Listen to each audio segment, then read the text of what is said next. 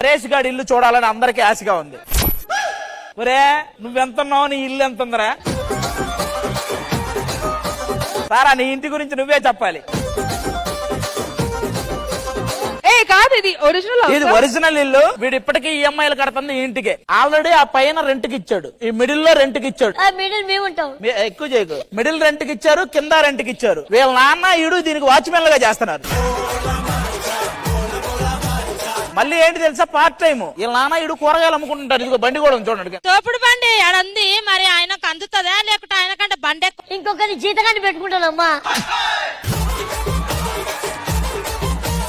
ఇదంతా ఓకే.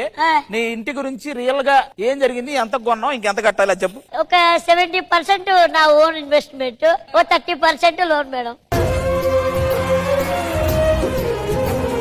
మావాడు మామూలుడు కదా. ఈడు ఏజ్ కి వాళ్ళ పేరెంట్స్ కోసం ఇంత పెద్ద ఇల్లు కట్టి వాళ్ళందరినీ అంత హ్యాపీగా చూసుకుంటున్నాడంటే నాకు అందుకే నరేష్ గారు అంటే చాలా ఇష్టం.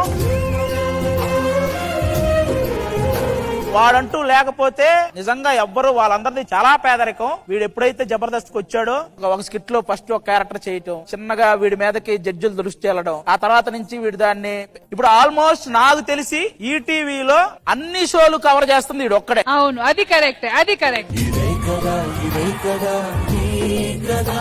మన ఈటీవీలో ఆర్టిస్టులకు గానీ అలాగే బయట ఆడియన్స్ గానీ వీడంటే ఇష్టం లేని వాళ్ళు ఎవ్వరూ ఉండరు. Correct, very true. నరేష్ గారు అంటే అందరికీ అంత ఇష్టం అనమాట. నిస్వార్థమెంత గొప్పదో ఈ పదము రుజువు కట్టదా, సిరాలు లక్ష వంపదా, చిరాక్షరాలు రాయదా.